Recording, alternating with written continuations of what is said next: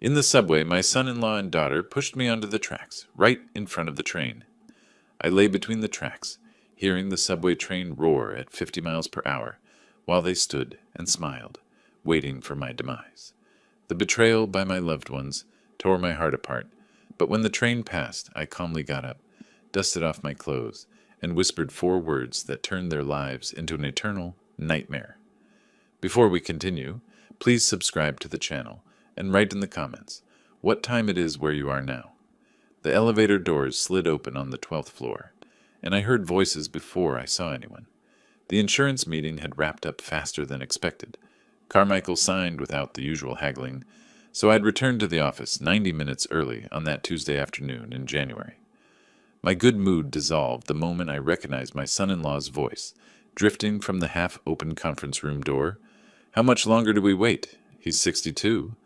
This could drag on another decade. I stopped mid-stride. The leather portfolio under my arm suddenly felt heavy. He built this place. You know he'll never voluntarily step aside. That was Catherine, my daughter. Her voice carried that clipped impatience she'd inherited from her mother. I stepped back into the elevator alcove, hidden from view but close enough to hear Wesley's response. Then we need to accelerate the timeline. There are legal options. The conference room door swung partially closed, muffling the rest. I caught fragments. Make sure everything transfers smoothly when... The words hit like cold water. 30 seconds passed. I counted them, forcing my breathing to stay even. Then I walked toward the conference room with deliberate footsteps, leather soles announcing my presence against the polished floor. When I entered, Wesley and Catherine jerked their heads toward me. Wesley's hand moved quickly, sliding a stack of legal documents into a folder. Working late? I thought you'd both left for the day. I kept my voice casual, conversational. Wesley recovered smoothly. Just reviewing Q4 projections, some concerning trends. Anything requiring my immediate attention? Nothing urgent. We'll discuss at Thursday's meeting. I nodded, noting how Catherine wouldn't meet my eyes. The manila folder sat between them like evidence at a crime scene. Whatever I'd interrupted, they both knew I'd heard something, and we all pretended otherwise. 2 hours later, I sat across from Wesley in the executive dining room on the 15th floor. The January sun slanted through floor-to-ceiling windows, harsh and cold. Catherine had joined us, picking at her salad, while Wesley launched into what he probably thought was a careful pitch. The industry's changing fast. Younger leadership brings fresh perspective. I cut my steak methodically, keeping my hands steady. I've adapted to every change in 30 years. What makes this different? No offense, but traditional methods don't work anymore. He paused, searching for diplomatic phrasing. Old? You can say it. Established? Set in your ways. The company needs room to evolve.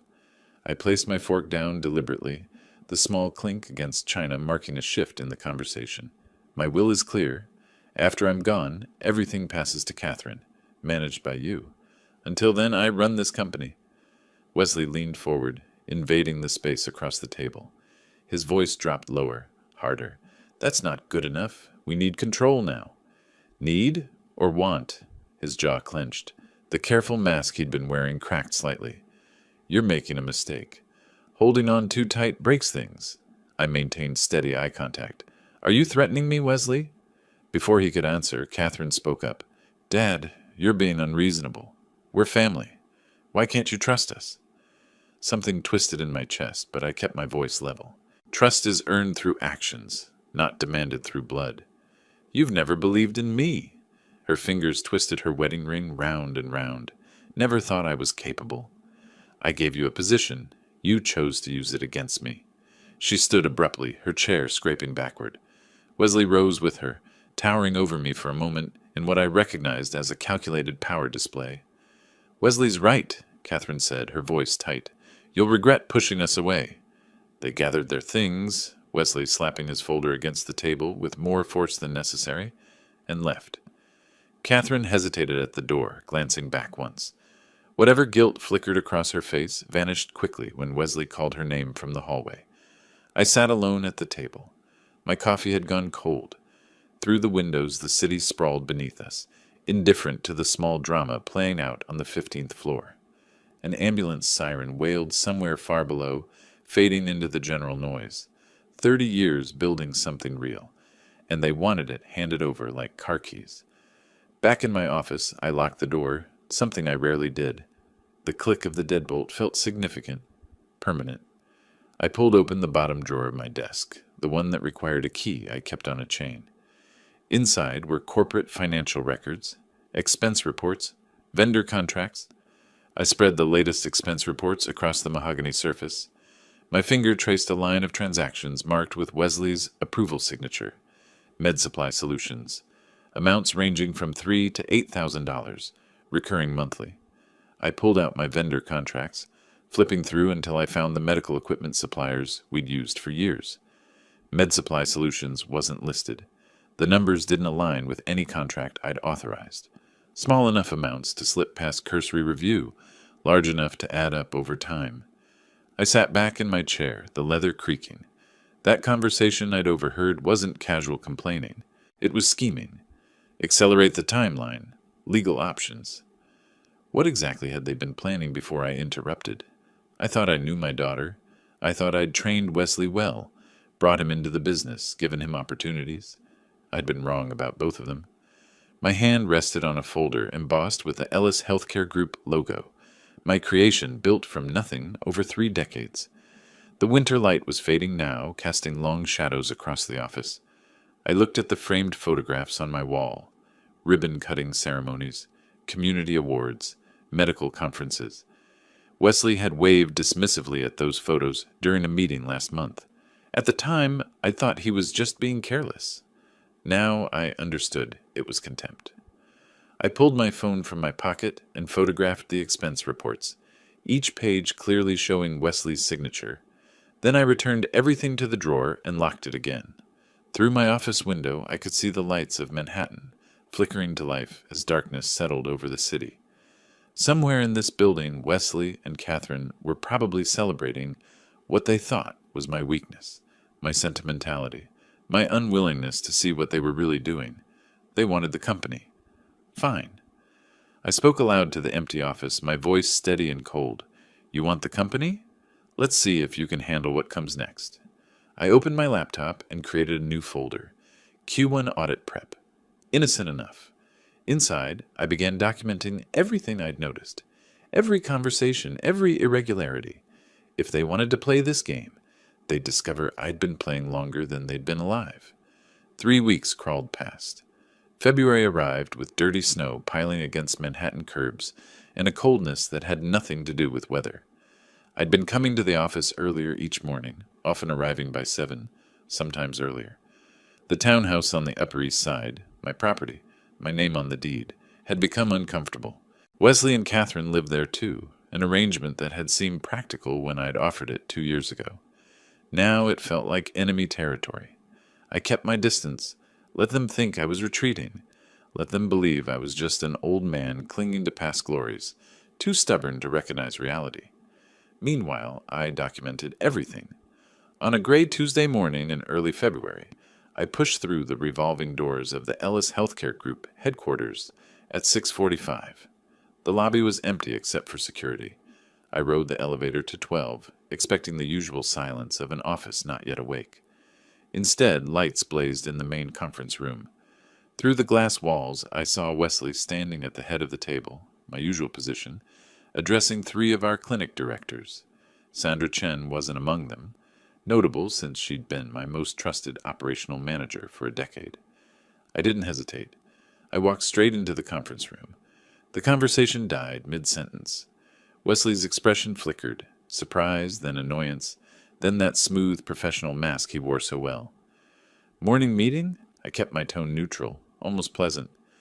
Initiative I'm leading, Wesley said. He didn't move from the head of the table.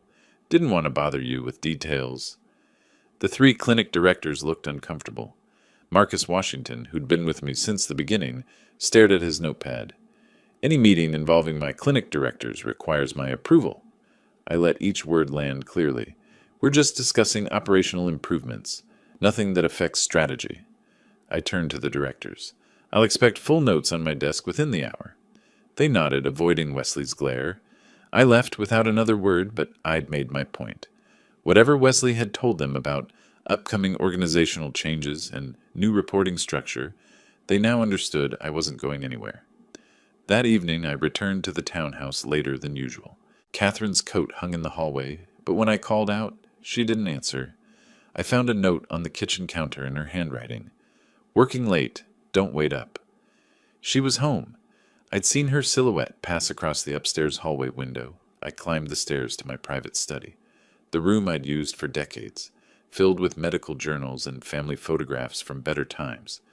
The door was open. Wesley sat at my desk, papers spread across the surface, using my space without permission. "That's my desk, Wesley." He didn't look up immediately, making me wait. When he finally raised his eyes, there was no apology in them.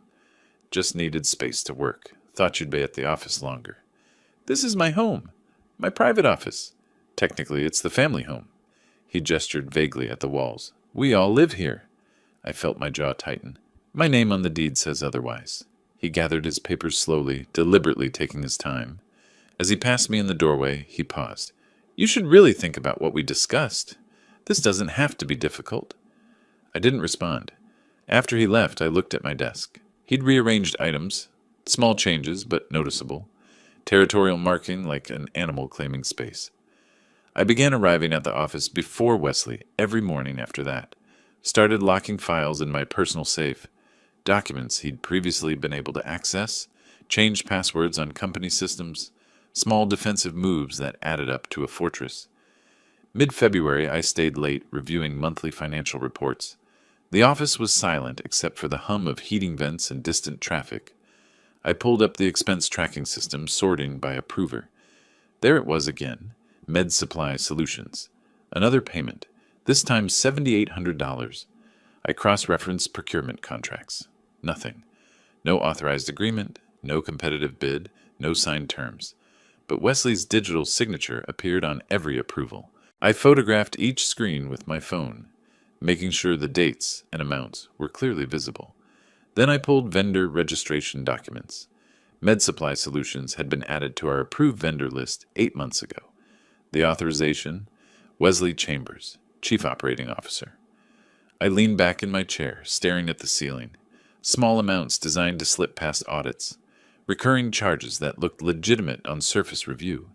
But when you added them up over 8 months, they totaled nearly $50,000 paid to a company that didn't match any service we'd actually received. Whatever Wesley was planning, he needed money, and he was stealing it from the company he wanted to inherit. 2 days later, I received a call from Gerald Thompson, our largest insurance partner. We'd worked together for 15 years, built a strong relationship through consistent performance and mutual respect. "Lemuel, good to hear your voice. I wanted to follow up on our conversation last week." I frowned. "We didn't speak last week, Gerald." Pause. "Oh," Wesley said. "He mentioned you'd be stepping back soon. Wanted to make sure I understood the transition plan." My hand tightened on the phone. "There are no transitions planned." Wesley spoke without authority. "That's awkward." He seemed quite certain about the timeline. "I'll address this internally. Our partnership remains unchanged." After we hung up, I sat staring at my office wall. Wesley wasn't just undermining me privately anymore. He was actively telling our partners I was leaving, creating the narrative before reality had a chance to interfere. I found him in his office an hour later. He was on his cell phone, laughing at something the person on the other end said. When he saw me in the doorway, his expression shifted to professional neutrality. "I'll call you back," he said into the phone. Then to me, "Something wrong?" "You told Thompson I'm retiring." "I'm not." He shrugged, entirely unrepentant. "I said transitions eventually happen." He asked about succession planning. I answered honestly. "Honestly, you implied it's imminent. You can't run this forever, Lemuel. Stakeholders need assurance there's a plan. The plan is you inherit when I die, not before. Stop creating confusion. Maybe you should consider making it sooner rather than later." His voice had that edge now, the smooth veneer cracking. "For everyone's sake." I left before saying something I'd regret. The office felt different now. Other employees had started noticing the tension. Conversations stopped when I entered rooms. The atmosphere had soured, poisoned by whatever narrative Wesley was spreading. Late February brought another confrontation. I'd been working until 9 most evenings, deliberately avoiding the townhouse. When I finally returned that Thursday night, Wesley was waiting in the living room. Not reading, not watching television, just sitting in the armchair by the window, clearly waiting for me. "We need to talk about your role in the company." I hung my coat slowly, buying time to control my response.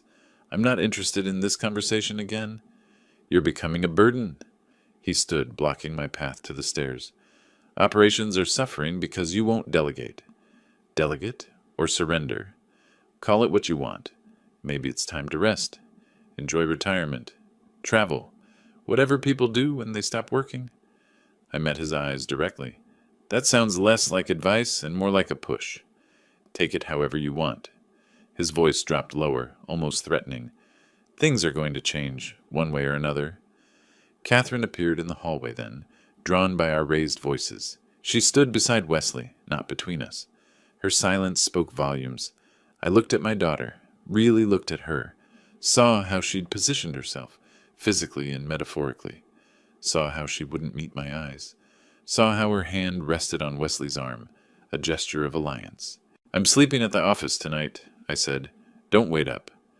I grabbed my keys and walked out, leaving them standing together in the living room of my house. The office couch wasn't comfortable, but I'd slept in worse places. I lay there in the darkness, city lights filtering through the blinds, thinking about everything that had happened since that overheard conversation in January. This wasn't about business disagreements anymore. Wesley wasn't just impatient or ambitious. He was planning something, and those financial irregularities were part of it.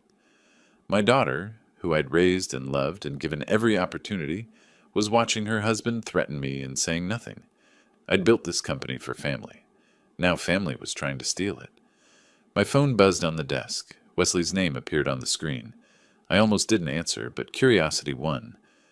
"Urgent meeting tomorrow with potential investors," he said without preamble.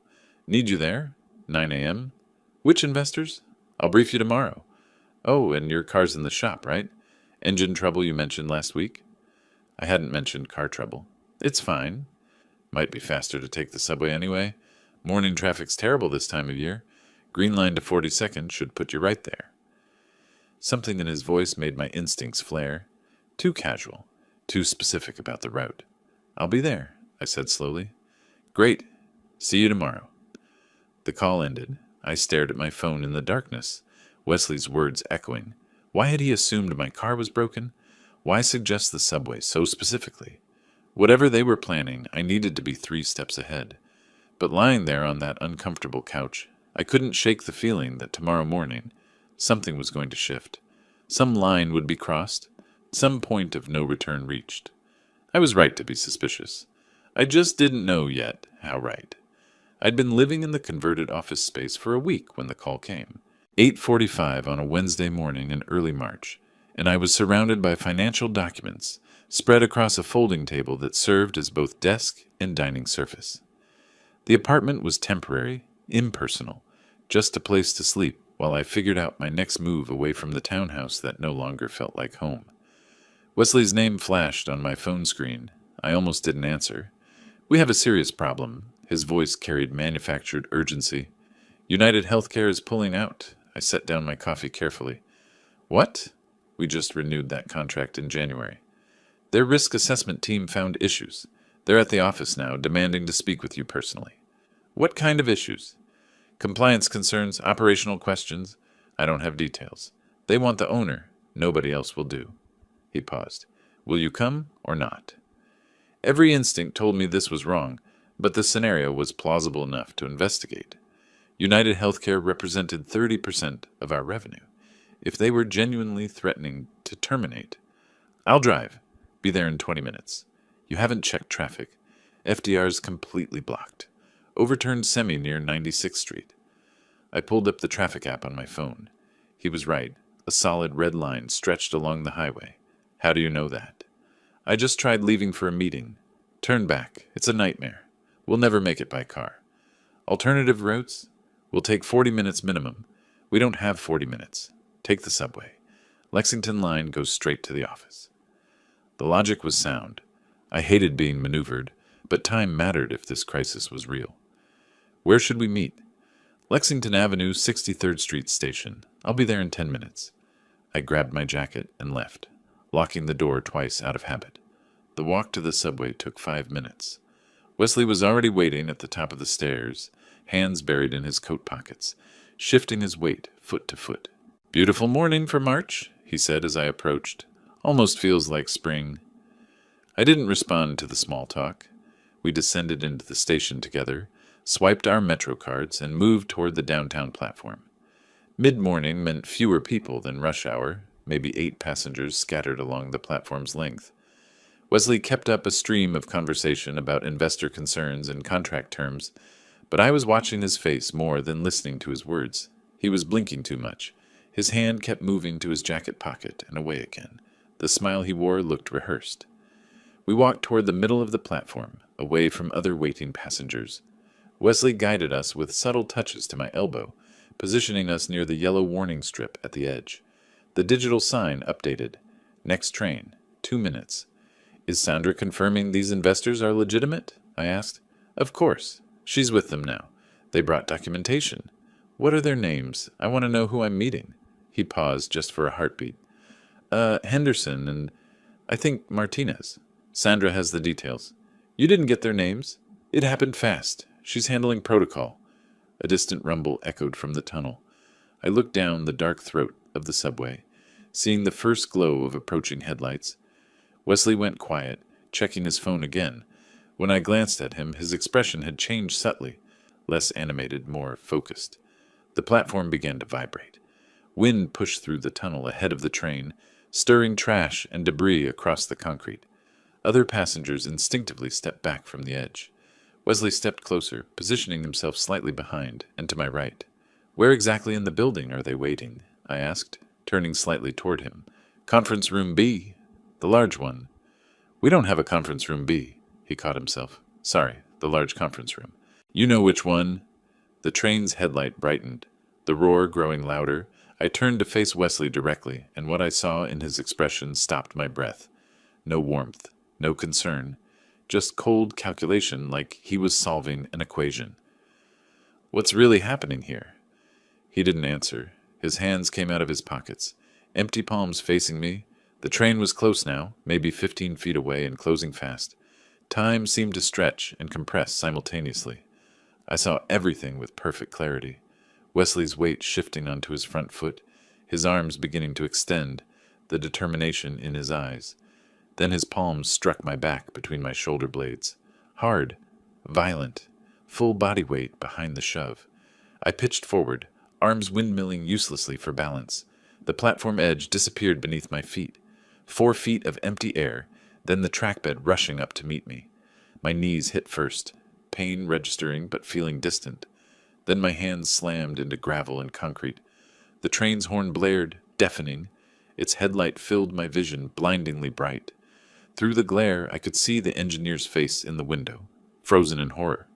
No time to climb. No time to roll aside. The third rail glinted to my left. Instant death, if touched. Pure instinct took over. I dropped completely flat between the 2 running rails, pressing my face into the gravel. Arms pinned tight to my sides. Legs straight.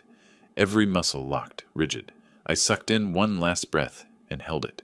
The train's front passed over me, inches from my back. Then darkness. Complete, absolute darkness, filled with mechanical roar so loud it erased thought. Each car passing marked a rhythm. Thud, thud, thud, thud. 8 cars, though I didn't count consciously. Just survival.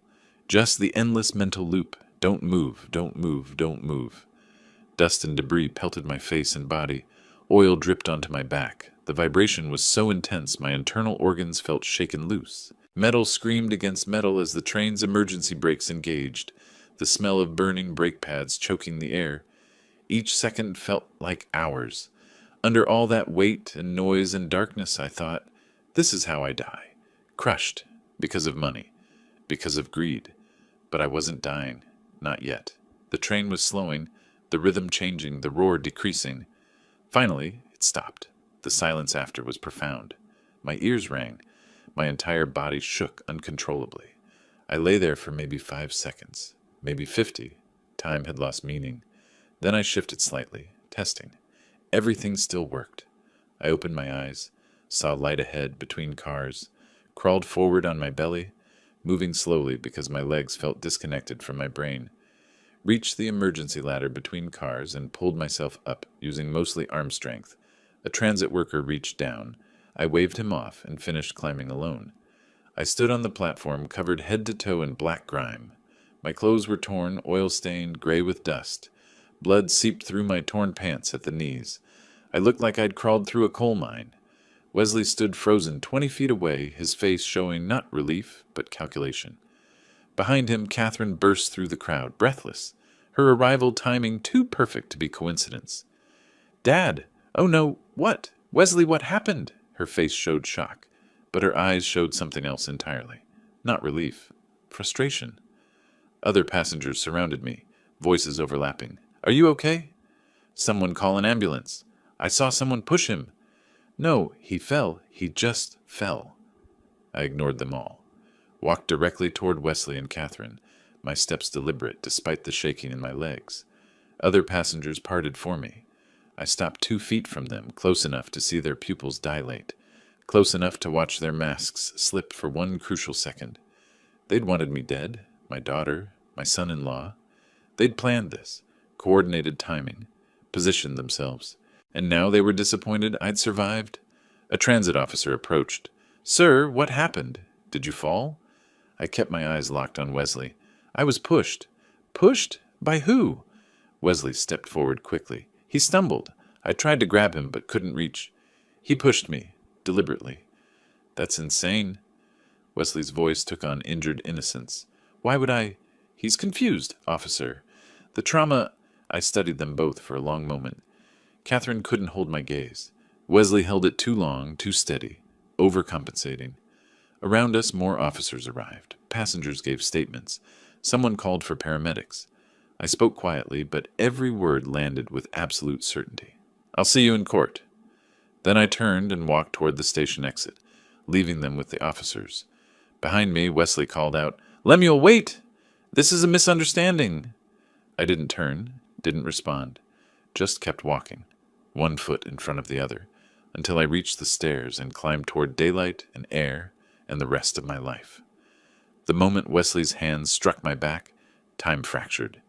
I felt the pressure between my shoulder blades, felt my body pitch forward into empty space, felt gravity claim me with indifferent finality. No, no, no. The trackbed rushed up. My knees hit first, sending white lightning through my legs. But pain didn't matter, because the train was right there. Headlight blazing, horn screaming, metal beast, bearing down at 30 miles per hour. 10 feet away. 8, 6. Flat. Lie flat. I saw the third rail to my left, that innocent-looking bar carrying enough electricity to stop my heart instantly. Death on my left, death bearing down from above. Survival only in the 18-inch gap between the running rails. Center, stay, center. My hands hit gravel. I rolled briefly onto my back, saw the train's undercarriage, mechanical guts and grinding wheels in oil-streaked metal. Flipped back to my stomach, arms pinned to sides, legs straight. Face turned sideways against the trackbed, creating the smallest profile possible. The train's front passed over me, then darkness swallowed everything. The roar erased thought, erased identity, erased everything except the primal mantra. Don't move, don't move, don't breathe, don't exist. The undercarriage was inches from my back. I felt its heat, smelled burning oil, tasted metal, dust. Each car's passage marked itself. Thud, thud, thud, thud. Debris pelted my face. Something wet, oil or brake fluid, dripped onto my neck. The vibration rattled my teeth, shook my organs, seemed to loosen the joints of my skeleton. How many cars? How long? How much longer? My lungs burned for air, but I kept my mouth clamped shut, breathing in tiny sips through gritted teeth. My hands clutched gravel not for physical stability, but for psychological anchor.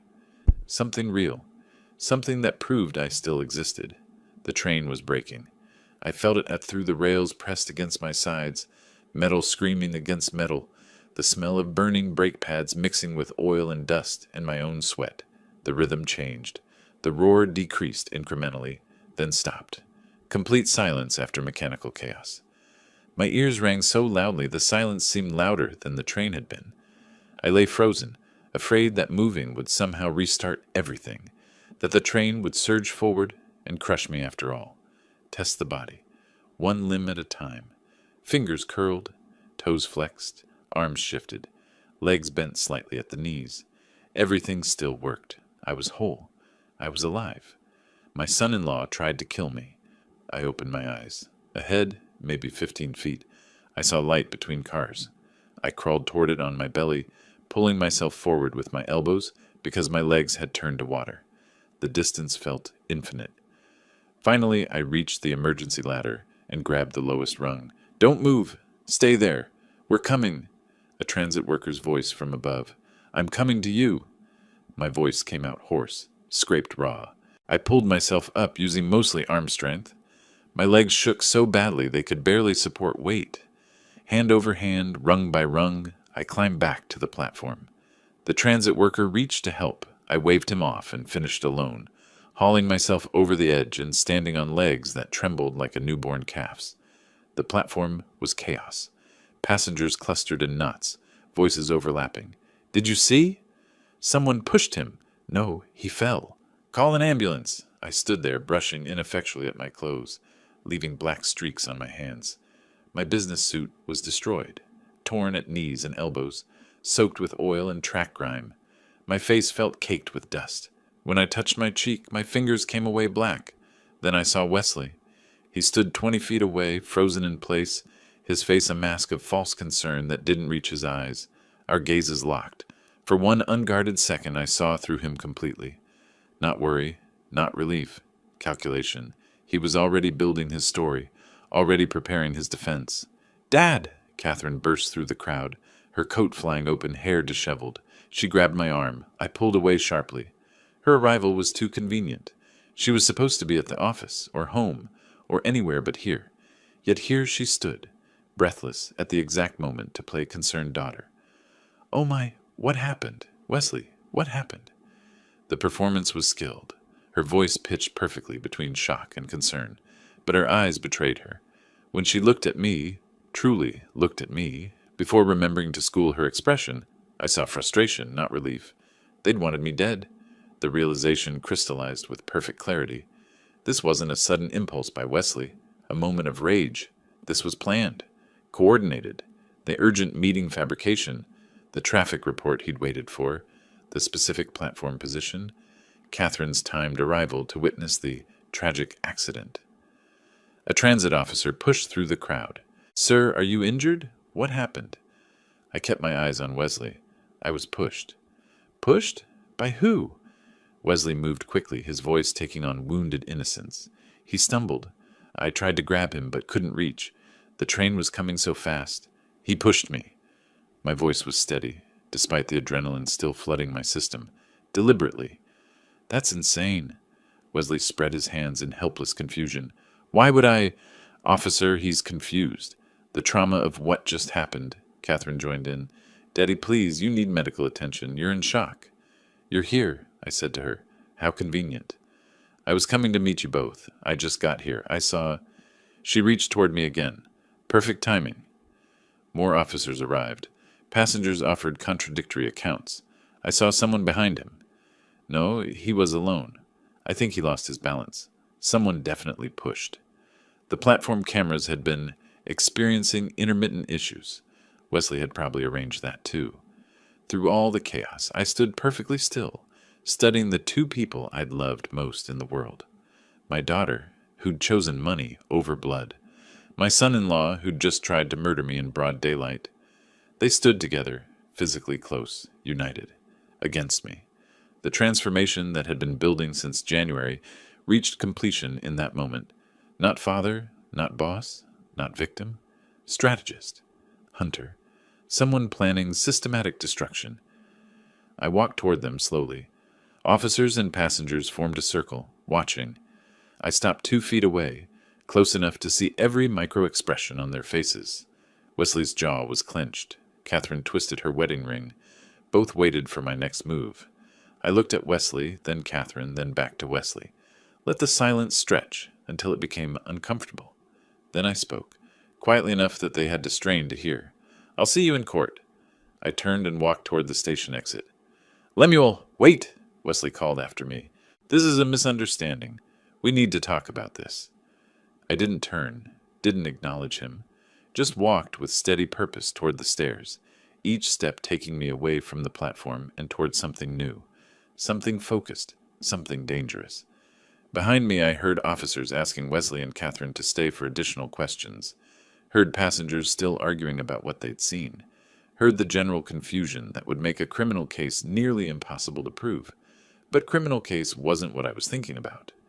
I climbed the stairs to street level and emerged into cold March sunlight. My hands were shaking, not from fear, but from rage being contained. I pulled out my phone, scrolled through contacts until I found the name I needed. Gerald Morrison, attorney. My finger hovered over the call button. This was the decision point. Call the attorney, and everything changed. This became war. Total war. I pressed call. 3 rings, then, "Gerald Morrison." "Gerald, it's Lemuel Ellis. I need to see you immediately. My son-in-law just tried to kill me, and I'm going to destroy him."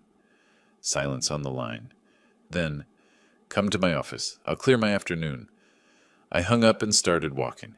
My knees hurt. My back ached. I was covered in filth and probably looked deranged. But my mind had never been clearer. They wanted the company. They'd wanted me dead for it. Now I'd show them what it meant to fail at murder while revealing your true intentions. The emergency clinic took 40 minutes. A nurse cleaned the scrapes on my knees and temple, applied bandages, checked for concussion. The doctor asked how I'd gotten track debris in my hair. I told him the truth. He looked at me like I'd survived something impossible. "You're lucky to be alive." "I know." By early afternoon, I sat across from Gerald Morrison in his Midtown office. My ruined suit had been replaced with clothes I kept in my gym locker, wrinkled but clean. Gerald's desk was covered with police reports and witness statements. "I'll be direct." He slid the first document toward me. "The criminal case is weak, very weak." I picked up the police report. Platform cameras had experienced technical failure during the precise window of the incident. 6 witnesses present, 6 different stories. 3 saw me stumble. 2 thought they saw a possible push. 1 saw nothing at all. "The cameras failed at exactly the right moment," I said. "That's not coincidence." "I agree. But proving tampering?" Gerald shook his head. "Nearly impossible. And without video evidence, Wesley's lawyer will destroy this in court. He'll say you became dizzy from stress, that he tried to grab you but missed. So he walks away, after trying to murder me. Criminally? Probably." Gerald leaned back in his chair. "But there are other ways to seek justice." I looked at him carefully. "Which is?" "You mentioned suspicions about financial irregularities. Those leave trails. Paper doesn't lie like witnesses do." Understanding clicked into place. "Go after him for fraud instead of attempted murder." "Fraud, embezzlement, breach of fiduciary duty. Much easier to prove, much harder to defend." He pulled out a legal pad. "And it destroys him financially, not just criminally. I need evidence, documentation, transaction records. You're the owner. You have legal access to everything." Gerald leaned forward. "But you need him comfortable, not suspicious. Play the forgiving father. Let him think you're letting it go." The thought made my stomach turn, but the strategy was sound. "How long will this take?" "Weeks. Maybe a month to gather everything, hire forensic accountants, build an airtight case." He met my eyes. "Can you do it? Live under the same roof as someone who tried to kill you?" I thought about lying between those subway rails, about the train passing inches over my back, about emerging to see disappointment on my daughter's face instead of relief. "Yes," I said, "I can do it." That evening I returned to the townhouse. My hands shook as I turned the key, but my expression remained neutral. Wesley and Catherine sat in the living room. They looked startled when I walked in. "You're back," Wesley said carefully. I set my briefcase down and sat in my usual armchair, reclaiming territory. "I've had time to think about what happened, about us." Catherine leaned forward. "And? Life's too short for family conflict. Maybe I did stumble. The stress lately, not sleeping well." The words tasted like poison, but I delivered them steadily. My attorney advised against pressing charges. Uncertain outcome tears family apart, regardless. So you're saying what exactly? Wesley's voice held suspicion. I'm saying we move forward. Put this behind us. I don't want to lose my daughter over an accident. Catherine started crying. She crossed the room and hugged me. I endured it briefly, then stepped back, maintaining distance. Wesley watched me with calculating eyes, trying to determine if this was genuine. Just like that? You forgive everything? I met his gaze steadily. I didn't say that. I said we move forward. Over the next 2 weeks, I worked from my home office late into the night. At 2 a.m, the house was silent except for the hum of my computer. I pulled up 5 years of financial records, scrolling through expense reports and vendor payments. There it was, Med Supply Solutions, recurring payments every month, amounts ranging from $3,000 to $8,000. I opened our vendor contracts folder. No agreement with any company by that name. I looked up the business registration, formed in Delaware in 2021, address listed as a UPS store in Newark, opened the banking portal and traced wire transfers. The destination account was in the Cayman Islands. The account holder name included Wesley's mother's maiden name, Harrington. Amateur mistake. A floorboard creaked outside my office. I minimized the windows quickly. Wesley appeared in the doorway, hair disheveled. Working late? Couldn't sleep. I gestured at the screen, displaying harmless quarterly reports. Going over numbers. Why now? You never cared about details before. Nearly dying changes perspective. Makes you want things organized. He stepped into the room, eyes scanning my desk. You're looking for something. Should I be? He paused, then shook his head. Of course not. Just seems odd, the timing. Go back to bed, Wesley. This doesn't concern you. He left, muttering, Everything in this company concerns me. I waited until his footsteps faded, then opened the files again. I spent the rest of the night documenting everything, taking photos with my phone, creating an external hard drive labeled Estate Planning Docs to avoid suspicion. By morning, I had 42 months of fraudulent payments, totaling $340,000. The next day, I contacted Brennan & Associates, forensic accountants. I met with Jennifer Brennan in a conference room downtown, sliding a USB drive across the table. Complete financial records, 5 years. I need comprehensive review of all expenses over $1,000. She nodded, professional and efficient. Preparing for acquisition due diligence? Something like that. Pay particular attention to vendor payments. Understanding passed between us without words. She knew what to look for. At breakfast the following morning, I made the announcement. I've hired Brennan & Associates, forensic accountants. Wesley's coffee mug paused mid-air. Why? What for? Routine audit. Should have been doing them annually anyway. Catherine frowned. Is this because of what happened? You don't trust us? It's because I almost died and realized I've been sloppy with compliance. Nothing personal. What exactly will they be auditing? Wesley's voice was carefully casual, but I saw his hand shake slightly. Everything. 5 years of transactions, vendor relationships, expense approvals. I met his eyes. I'll need you to provide full access to your approval records. Of course, happy to cooperate. 3 weeks later, late April sliding into May, I sat alone in my car near the office. My phone rang. Jennifer Brennan. Mr. Ellis, we need to meet. Today, I found something. I looked at my reflection in the rearview mirror. For the first time since the subway, I smiled. Not a large smile, just a slight curve of satisfaction. I'll be there in 20 minutes. I started the car and pulled into traffic. The evidence I needed was ready. Phase 1 was complete. The conference room on the 12th floor felt different now. This was where I'd overheard Wesley and Catherine scheming back in January, where everything had started. 4 months later, I sat at the head of the table in the same room, about to end everything they'd planned for. 9 o'clock Tuesday morning, early May, bright sunlight through the windows. Sandra Chen sat to my right. She'd been briefed. Robert Park and Margaret Foster flanked the opposite side, both understanding what was coming. Wesley and Catherine sat across from me, still believing this was a routine quarterly board review. I distributed bound documents to each person. The cover page read, Confidential Restructuring Proposal. Wesley's expression shifted from boredom to sharp attention as he read the title. Beside him, Catherine flipped to the index, confusion spreading across her face. I've made decisions about the company's future structure. My voice was formal, cold. Business announcement, not family discussion. Let me finish before questions. Wesley started to interrupt. I held up one hand. He closed his mouth, jaw clenched. Effective immediately, I formed a new entity, Ellis Medical Solutions, LLC. 4 clinics will transfer to this new company: Upper East Side, Midtown, Financial District, and Brooklyn Heights. I turned to page 3. These locations represent approximately 65% of total revenue. I watched Wesley's face darken as he processed the implications. Major insurance contracts will move to Ellis Medical Solutions. United Healthcare, Aetna, Blue Cross. Sandra Chen will serve as Chief Operating Officer of the new entity. Sandra nodded once, confirming. The original company, Ellis Healthcare Group, will retain 4 locations and existing vendor relationships. Wesley and Catherine, your positions remain with Ellis Healthcare Group. Wesley stood so fast his chair tipped backward, clattering against the floor. You can't do this. This is sabotage. Illegal asset stripping. It's completely legal. Robert Park slid a document across the table.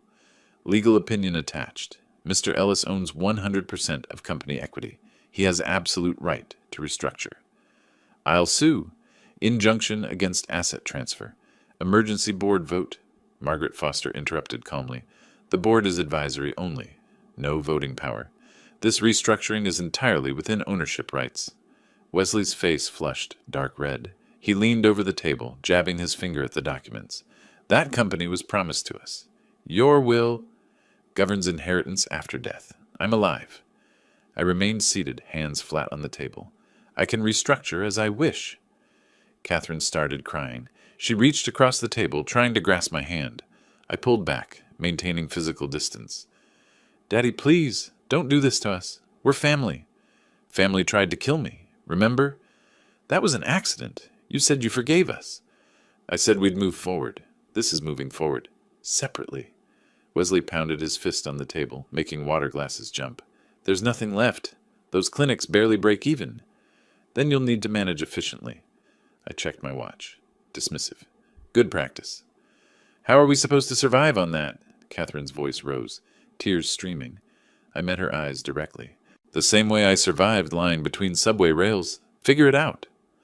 Wesley grabbed the documents and stormed out, Catherine following. The door slammed hard enough to rattle the frame. Sandra exhaled slowly. That took courage. It took math. Numbers don't lie about who's been stealing. I gathered my materials. We'll finalize transfer logistics this afternoon. I want everything operational within 2 weeks. That evening, I returned to the townhouse for the last time as a resident. I moved through rooms methodically, packing only what belonged solely to me. Clothes from my closet, leaving Catherine's things untouched. Documents from the safe. Photos of young Catherine before Wesley, leaving wedding pictures where they hung. Wesley found me in the master bedroom, suitcase open on the bed. You're kicking us out? Your own daughter? I folded a shirt precisely. My house. My decision. 30 days is legally required notice. I handed him an envelope. He ripped it open, read the eviction notice. Where are we supposed to go? Not my concern. Find an apartment. Use your salary from Ellis Healthcare Group. What salary? Without those contracts, there's no revenue for payroll. I placed the eviction notice on the dresser. Then cut expenses. Prioritize. Basic management. Catherine appeared in the doorway. I can't believe you're doing this. I didn't look up from packing. I can't believe you stood on that platform and smiled while I almost died. She had no response to that.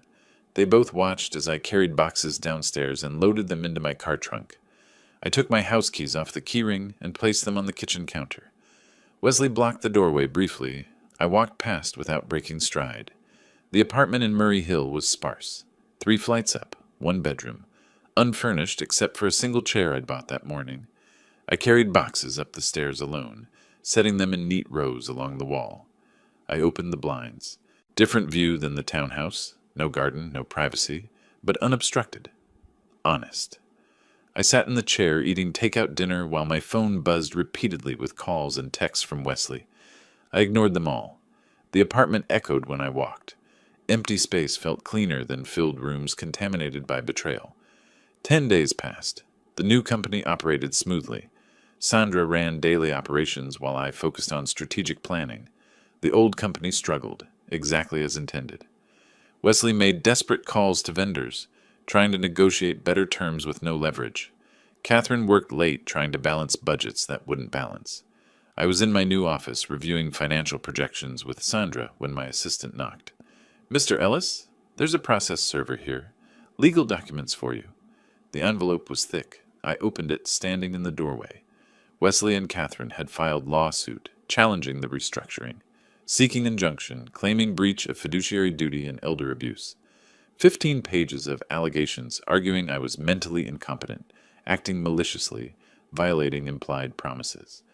I read the entire complaint without sitting down. When I finished, I looked at Sandra. They're fighting back. "What do we do?" I allowed myself a slight smile. The first genuine one in weeks. "We counterattack. Get Morrison on the phone." She reached for her cell immediately.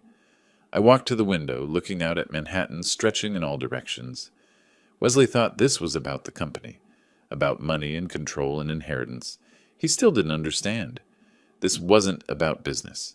This was about accountability, about making sure people who try to murder you for profit lose everything they wanted from your death. The lawsuit was expected, even welcome. It opened the door for discovery, for depositions, for putting everything on public record. They'd filed first, thinking aggression would intimidate me. They'd just made a serious mistake. Morrison's voice came through the speakerphone. "I heard. They're going nuclear." "Good," I said. "That makes phase 2 easier. Time to show them what we found in the audit." Morrison spread the lawsuit across his conference table. 47 pages of accusations, each more absurd than the last. I sat across from him reading sections, occasionally shaking my head. "They're claiming you made oral promises to transfer the business." Morrison highlighted a passage with yellow marker. "Can they prove it?" "No, because I never promised immediate transfer, only inheritance after death." "The competency angle is more concerning." He flipped to page 32. "They're requesting court-ordered psychological evaluation, citing erratic behavior post-trauma." I looked up sharply. "Based on what?" "The subway incident. Your document gathering afterward, which they're calling paranoid. The restructuring, which they're calling impulsive revenge." He met my eyes. "It's desperate tactics, but a judge might grant evaluation just to be thorough. I'll take their tests, pass everyone. That's the plan. But it means weeks of appointments, multiple doctors, legal costs mounting while we wait for results." He pulled out a calculator. "Volkman and Associates bills aggressively. Figure $40,000 monthly just defending against their motions." The number didn't shock me. I'd expected financial warfare. "Bill me. I'm not settling." "Emergency hearing in 1 week. They're requesting immediate injunction to halt all business operations pending trial." I leaned back in my chair. "They won't get it. I own the company. No shareholders to protect." "Agreed. But we have to show up, argue, respond to every motion they file. Each appearance costs $8,000 to $15,000. Morrison closed the document. "They're counting on financial pressure forcing negotiation." "Let them count." The following week brought the first court appearance. I sat at one table, Wesley and Catherine at another 20 feet away. We didn't speak, didn't acknowledge each other beyond cold assessment when the judge entered. Wesley's attorney argued I was destroying company value through malicious restructuring. Morrison countered that ownership rights were absolute. No shareholders existed to harm. The judge reviewed documents for 20 minutes, then struck his gavel. Motion for injunction denied. Plaintiff has not demonstrated likelihood of success on merits. Next hearing, July 8th. Small victory, but victories cost money. That hearing alone, $12,000 in legal fees. The court did grant one request, comprehensive psychological evaluation, 3 appointments scheduled over 2 weeks, cognitive testing, psychiatric interview, neurological examination, Dr. Patricia Hoffman's office, first appointment. I sat at a computer clicking through pattern recognition puzzles, reciting number sequences backward, solving logic problems. The tests were straightforward, almost insultingly simple. "Excellent cognitive function," Dr. Hoffman noted. "No signs of impairment." The psychiatric evaluation proved equally pointless. Dr. Ramirez asked about the subway incident, about my business decisions, about family relationships.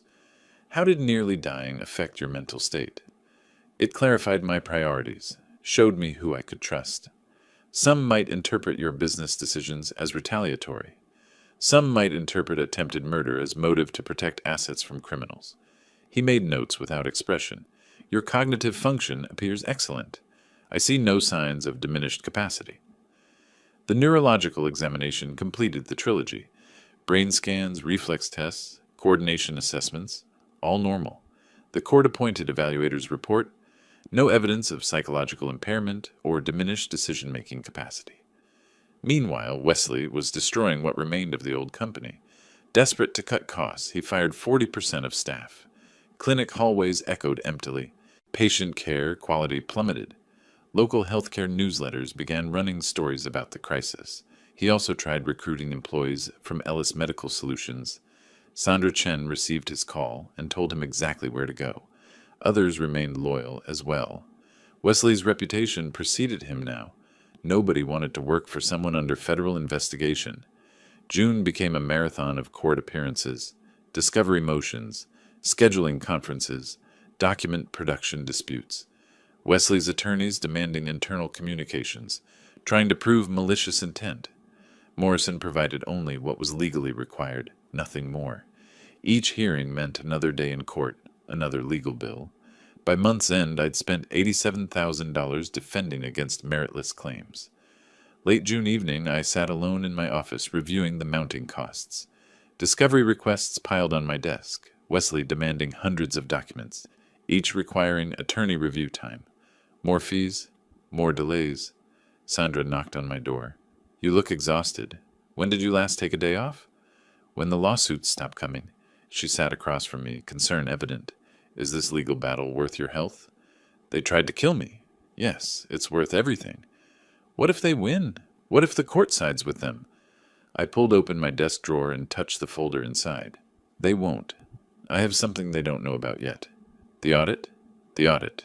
2 more weeks of their attacks. Then I end this. My phone buzzed. Morrison's name appeared. I answered on speaker. 3 new motions filed today. We need to discuss response strategy. Sandra stood to leave. I gestured for her to stay and pulled out my calendar. The first week of July was marked for strategy meeting. The same week the final audit report was due. Schedule it, I told Morrison, and make sure Jennifer Brennan can attend. It's time to deploy Phase 2. I hung up and looked at the folder on my desk. Inside was the preliminary audit summary. $340,000 in documented theft, shell companies, offshore transfers, Wesley's signature on every fraudulent transaction. Let them file motions. Let them attack my competency. Let them drain resources they didn't have. The counterpunch was coming. The first week of July arrived. I sat in Morrison's office for our strategy session, reviewing the status of various motions. His assistant knocked and entered carrying a thick package. The forensic audit final report just arrived by courier. I took the bound document.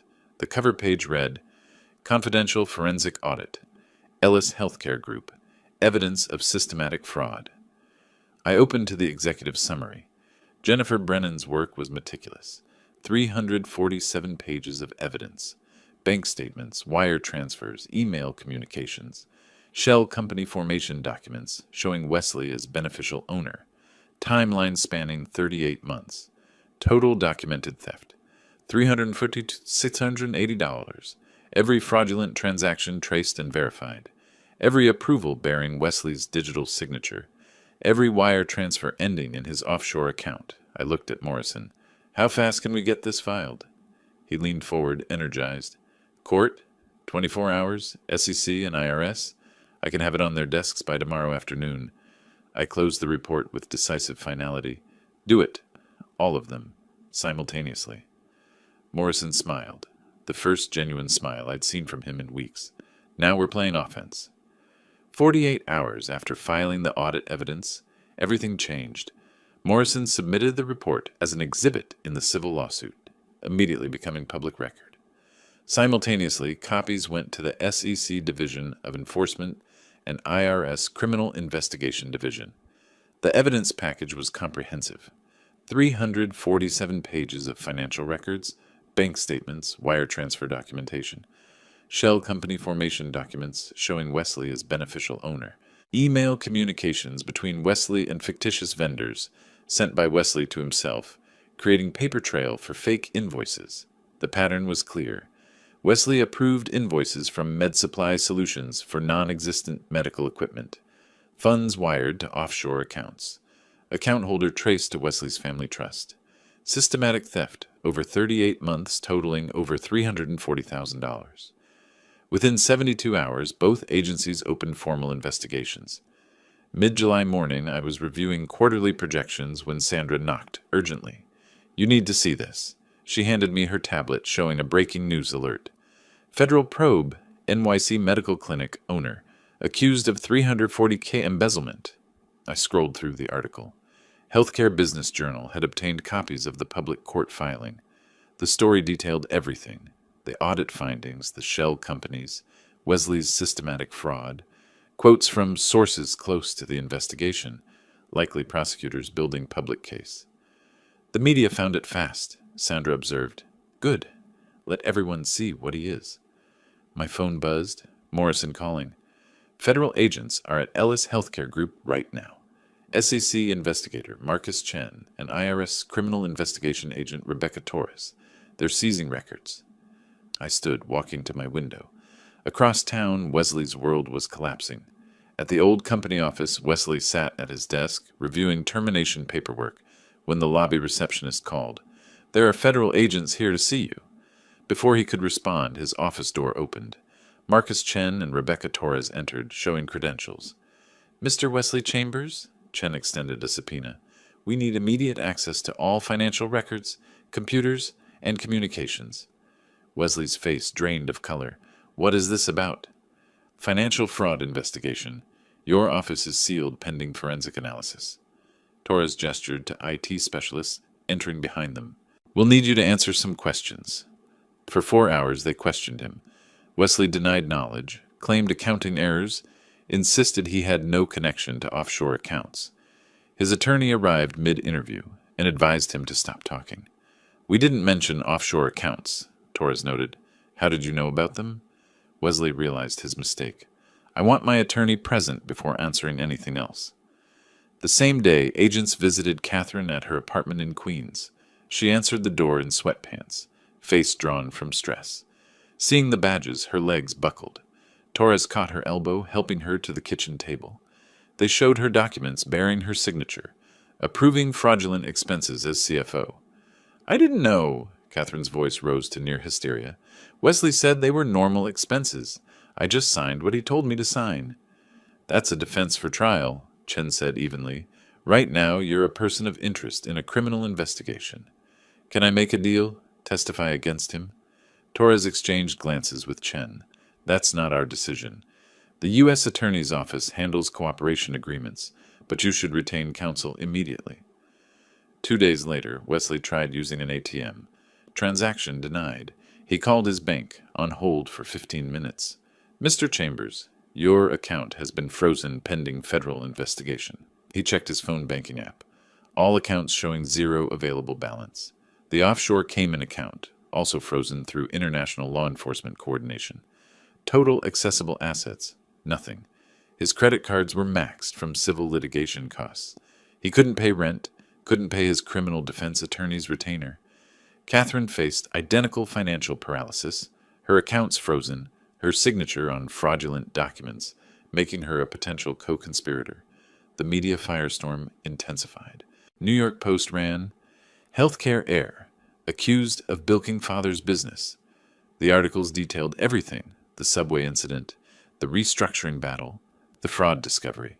Professional networks discussed the scandal endlessly. Insurance partners began distancing themselves from Ellis Healthcare Group. Wesley's professional reputation was destroyed overnight. A Google search of his name returned nothing but scandal coverage. Volkman, Weslow's civil attorney, contacted Morrison seeking settlement. A conference call was arranged. All parties, all attorneys. "My clients want to discuss resolution," Volkman began. "They're prepared to withdraw all litigation, resign from company positions, surrender future inheritance claims." Morrison presented the proposal to me. I rejected it immediately. "No deal. Criminal prosecution continues regardless. Mr. Ellis, Volkman's voice carried desperation. My clients could face significant prison time. Surely some mercy. I had mercy lying between subway rails. My voice was flat, emotionless. None left. Wesley's voice came through the speaker. Lemuel, please. I made mistakes. But prison? For accounting errors? Accounting errors? You stole $340,000. You tried to kill me. Call it what it is. Catherine started crying audibly. Daddy, I'm sorry. I'm so sorry. Please help me. You stood on that platform. You smiled. No settlement. No mercy. We're done here. I disconnected. Morrison stayed on briefly to formalize the rejection, then hung up as well. They're panicking, he observed. They should be. What's the timeline on federal charges? Grand jury likely within 60 days. Prosecutors are moving fast. Your evidence made their case easy. He consulted his notes. Wire fraud, money laundering, tax evasion. Wesley's looking at 10 to 15 years, potentially. And Catherine? Depends if she cooperates. If she testifies against Wesley, she might get immunity. That's between her and prosecutors. Morrison studied me carefully. You're not troubled by the possibility of your daughter facing prison? She's an adult. She made choices. I met his gaze steadily. If she testifies truthfully, that's her decision. I won't interfere either way. That evening, my phone rang. Healthcare Business Journal reporter. Mr. Ellis, can you comment on the federal investigation of your son-in-law? I'm cooperating fully with authorities. The evidence speaks for itself. Some say this is revenge for a family dispute. This is about financial crimes. The audit uncovered systematic fraud. I reported it to appropriate authorities. No further comment. I hung up and ignored subsequent calls. Let the media draw their own conclusions from public records. Late July, I received a text from Morrison. U.S. Attorney's Office scheduled meeting tomorrow. They want to discuss your cooperation and timeline for charges. Wesley's attorney contacted them about plea negotiations. I typed back, I'll be there. No deals that include leniency. I put the phone down and looked at my calendar. A date in August was circled. Court decision on the restructuring case. Everything was converging. Criminal charges, civil case resolution, company implosion, all happening within weeks of each other. I stood and walked to the window. The city stretched out below, lights beginning to flicker on as darkness settled. Somewhere out there, Wesley and Catherine were watching their lives disintegrate.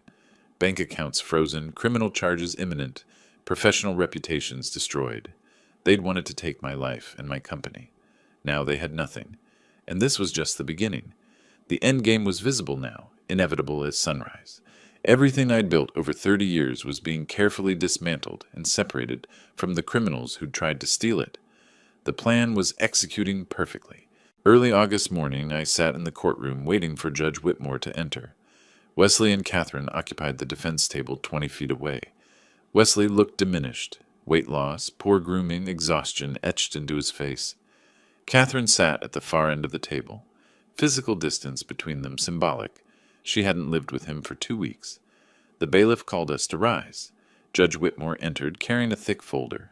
We sat. She began distributing copies of her written opinion. 25 pages. This court has reviewed extensive evidence and legal arguments from both parties. Her voice carried through the silent room. Plaintiffs claimed defendant restructured company in breach of oral promises. Evidence supporting such promises, none. She continued methodically. Defendant possesses clear legal authority as sole owner to restructure business as he determines appropriate. Plaintiff's competency challenge. Medical evaluations show defendant functioning at superior cognitive levels. Wesley's shoulders sagged further with each sentence. This lawsuit appears motivated by anger over legitimate business decisions rather than genuine legal injury. All claims dismissed with prejudice. The gavel strike echoed sharply. Plaintiffs will reimburse defendants' legal costs, totaling $125,000. This matter is concluded. I gathered my documents methodically. No celebration, just completion. Morrison shook my hand briefly. Professional satisfaction. Wesley remained seated as the courtroom emptied, staring at the table. I walked out without looking back. 3 days later, Wesley received a call from the remaining Ellis Healthcare Group board members. Emergency meeting required. He arrived at the conference room to find 3 grim faces and a prepared resignation letter already on the table. Wesley, the board unanimously agrees your resignation is necessary, Thompson said. I haven't been charged with anything. Wesley's voice lacked conviction. Investigation doesn't mean guilt. Your presence creates liability exposure. Insurance won't cover executives under federal investigation. The argument was brief. Wesley signed. Security escorted him out, his belongings in a cardboard box. Catherine resigned the same day via email, not even entering the building. Without leadership or viable contracts, Ellis Healthcare Group revenue collapsed. Couldn't make payroll for remaining 30 employees. Landlords demanded back rent. Medical supply vendors refused deliveries. Insurance partners canceled contracts citing quality concerns. The company attorney filed Chapter 7 bankruptcy, liquidation, not reorganization. Assets sold to pay creditors, equipment, furniture, patient records transferred to other providers. News coverage ran headlines about the shuttered business, the fraud scandal, the spectacular failure. Everything I'd built over 30 years, erased within months by Wesley's mismanagement and theft. But that had been the point, hadn't it? Separate what was valuable from what was infected. Ellis Medical Solutions thrived. The old shell collapsed under its own corruption. I listed the Upper East Side townhouse through a premier agency. Property valued at $4.2 million. Sold within 3 weeks to a hedge fund executive paying cash. Wesley and Catherine received their final notice. They'd been living there without paying rent, technically squatting. The last week of August, moving day arrived. I sent a representative. I didn't need to be there personally. Movers packed items I'd selected. Wesley and Catherine hastily loaded their belongings into a rented truck, while neighbors watched from windows. The social circle that once embraced them now witnessed their humiliation. They drove to Queens, 3rd floor walk-up, 850 square feet, industrial neighborhood. Monthly rent, $2,200. The contrast was staggering. From a $4 million townhouse to a cramped apartment with windows facing a brick wall. Their financial reality was brutal. Bank accounts remained frozen. Outstanding debts. $125,000 owed to me from the court judgment, $90,000 in legal fees to their own attorneys. No income, both unemployed and unemployable in healthcare. Credit cards maxed. Catherine found temp work, making $18 hourly. Wesley applied for positions, but background checks revealed the federal investigation. Rejection after rejection. They lived on Catherine's modest income, barely covering rent and food. The American dream inverted, from privilege to poverty in 6 months. Late August, approximately 10 days before September, my phone buzzed. Text from Morrison. Wesley's plea hearing tomorrow at 10 a.m. U.S. Attorney's Office invited you to attend sentencing hearing if you want to provide victim impact statement. I typed back, I'll be there. That evening, I opened my laptop and began writing. First line. On March 12, 2025, my son-in-law pushed me onto subway tracks in an attempted murder motivated by greed. I paused, considering my words carefully. This was the final piece, the closing statement. Everything had led to this moment. I wrote for 2 hours, revising until each sentence carried precise weight. When finished, I saved the document and closed the laptop. Tomorrow, I would deliver the final judgment. Then it would truly be over. The federal courthouse on Pearl Street gleamed in late August morning light. I passed through security, took the elevator to the 15th floor, and entered the courtroom. Wesley sat at the defense table with his criminal attorney, wearing an ill-fitting suit that hung on his gaunt frame. He'd aged a decade in 6 months. Catherine sat in the back row of the gallery, separate from her husband. She didn't look at him. He didn't look at her. Judge Harrison entered. We rose, then sat. The ritual formality of the justice system. Mr. Wesley Chambers, you've entered into a plea agreement with the government. Is that correct? Yes, Your Honor. Wesley's voice barely carried.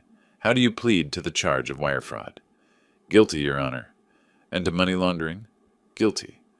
The judge reviewed the pre-sentence report. Assistant U.S. Attorney Michelle Park presented the government's position, outlining Wesley's systematic theft over 3 years, the $340,000 stolen, the attempted murder when facing exposure. Wesley's attorney requested leniency, citing his client's acceptance of responsibility. Judge Harrison looked at me. Does the victim wish to make a statement? I stood and walked to the podium, placed my written statement down, but didn't read from it. I'd memorized every word. Your Honor, on March 12th, Wesley pushed me onto subway tracks because I discovered his theft and refused to surrender my company. I survived by lying between the rails as the train passed overhead. My voice remained steady, clinical, no emotion, just facts. The physical trauma lasted weeks. The betrayal is permanent. He didn't just steal money. He stole from patients, employees, everyone who trusted him. Then he sued me, claiming I was mentally incompetent, trying to finish what the subway couldn't. I paused, meeting the judge's eyes. I asked the court, maximum sentence within guidelines. Make the price of greed clear. I returned to my seat. The courtroom was silent. Wesley stared at the table. Catherine cried quietly in the back row. Judge Harrison reviewed his notes and then looked at Wesley. Mr. Wesley, your crimes were calculated, systematic, and sustained over years. The attempted murder, while not charged here, demonstrates consciousness of guilt and moral bankruptcy. You betrayed family, employer, and patients who depended on quality health care. He paused, letting the words settle. Federal guidelines suggest 18 to 24 months. This court sentences you to 18 months federal incarceration, followed by 5 years supervised release. Additionally, full restitution of $340,000, plus court costs. You will surrender to Bureau of Prisons within 30 days. The gavel struck. Wesley stood shakily, his attorney guiding him out. He glanced at me as he passed. Eye contact held for 3 seconds. My expression remained impassive. He looked away first. A week later, Catherine had her own hearing. Because she'd cooperated fully and testified truthfully, she received probation. 3 years, 200 hours community service, joint restitution obligation. No prison, but a permanent criminal record. Her CFO credential worthless now. She worked retail at a Queens shopping center. Wesley entered federal prison camp in Pennsylvania, serving time separated from the wife who'd betrayed him to save herself. 3 days after Wesley's sentencing, I sat in my Ellis Medical Solutions corner office. The company was thriving, revenue exceeding the old company's peak, reputation fully restored. Sandra Chen was now partner with 25% equity. We'd built a talented team, Dr. Marcus Rivera as medical director, 5 new clinic managers, expansion plans in development. My phone rang. Caller ID, Catherine Ellis. I debated answering. Finally picked up, said nothing, just listened. Dad, please don't hang up. Her voice was broken, desperate. I need to talk to you. I remained silent. Wesley's in prison. I'm on probation. We lost everything. I'm working retail, making minimum wage. I can't pay rent next month. Mom won't help. I have nobody else. She was crying now. I know I don't deserve anything from you, but I'm begging. Please, just enough to survive. I'm your daughter. I made terrible mistakes, but I'm still your daughter. The silence stretched. Finally I spoke. You stood on that platform. You watched him push me. You smiled. I was scared. He manipulated me. You're an adult. You made choices. Now live with them. So that's it? You're just abandoning me. You abandoned me when you chose him over everything I gave you. Goodbye, Catherine. I hung up, blocked the number, returned to reviewing expansion plans. Sandra entered moments later with acquisition proposals. We discussed strategy, partnership dynamic, easy and professional.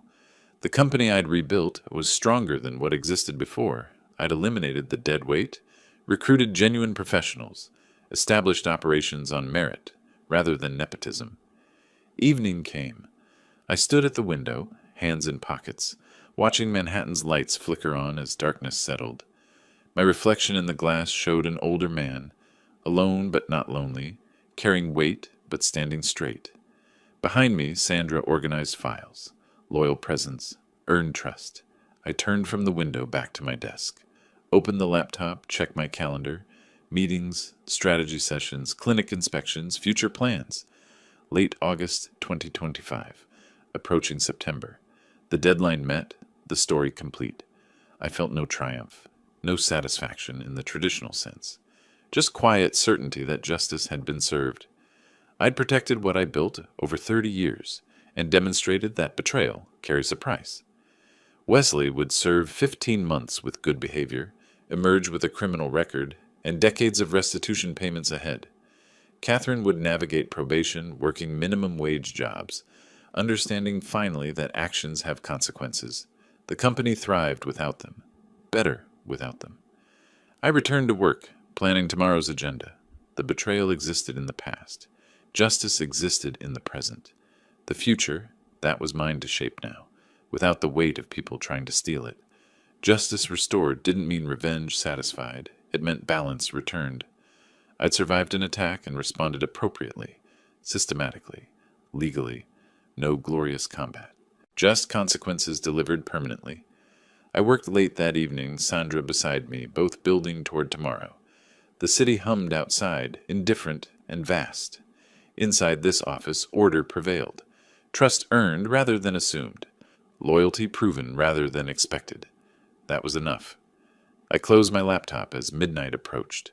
Stood, stretched, looked one final time at the city sprawling below. Somewhere out there, my daughter struggled with poverty and regret. My former son-in-law occupied a prison cell. My former company existed only in bankruptcy filings. I felt no joy in their suffering, but I felt no guilt either. They'd wanted my life and my company. Now they had nothing, and I had rebuilt stronger than before. I turned off the lights and left the office, locking the door behind me. Tomorrow would bring new challenges, new opportunities, new work. The past was finished. Justice was served. Life continued. If you like this story, please like this video, subscribe to the channel, and share your impressions of this story in the comments. To listen to the next story, click on the box on the left. Thank you for watching. 많이 넣었나?